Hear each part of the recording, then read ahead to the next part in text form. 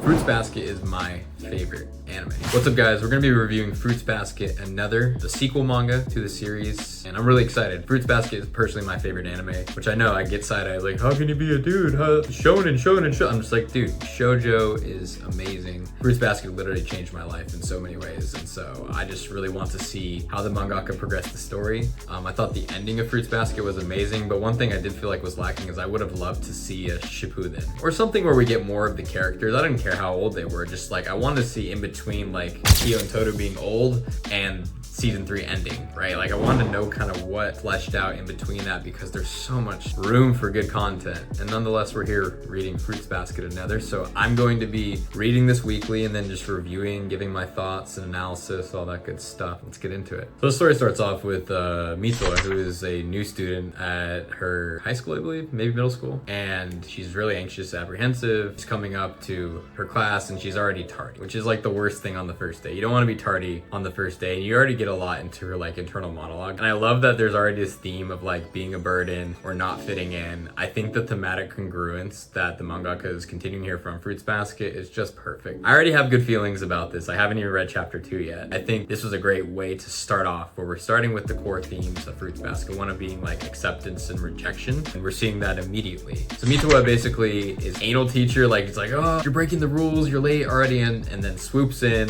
this guy, I think his name's Mutsuki. Nonetheless, I knew immediately he was a Soma. I'm like, this guy's a Soma, and he's giving me Yuki Soma vibes. And for those who don't know, I'm Team Kyo, and Yuki can go live a beautiful life because we've matured.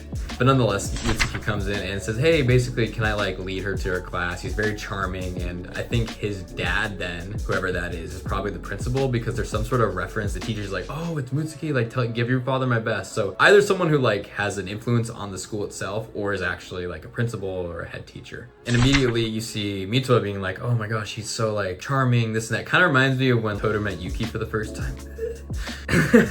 And was immediately hit by his charm. He does kind of have that charm. He kind of reminds me of just how he looks like Momiji also. Like, I'm just like, okay, like, you know, I like this so far. They're keeping up with the character designs as well. Everything kind of looks just synchronous and the same. And so Mutsuki leads her to her class, and she has this kind of like, I don't know how to describe this guy. He just kind of has an aura and intensity about him. But the teacher is basically like, okay, you're tardy, and puts tardy down for Mitoa. And yeah, Mitoa goes to sit down. Then she gets into this internal monologue about being a burden. You know, nobody should have to rely on her, and she can't get close to anybody. And I love that we're already starting with the core theme of finding a place to be accepted, and we're getting that straight from the get. We meet a Soma. I'm assuming he's a Soma. We immediately get to see a character that's kind of in distress. Reminds me of Todo being in the tent. And overall, it was a good chapter. The art is on point. So my analysis is great freaking work. I'm so excited to read the rest of this. We'll see what happens. I'm very curious to see who his dad is. My prediction is it's either Momiji or Yuki. It probably is Yuki. If I'm gonna make a prediction, I think it's Yuki, but I'm really excited. I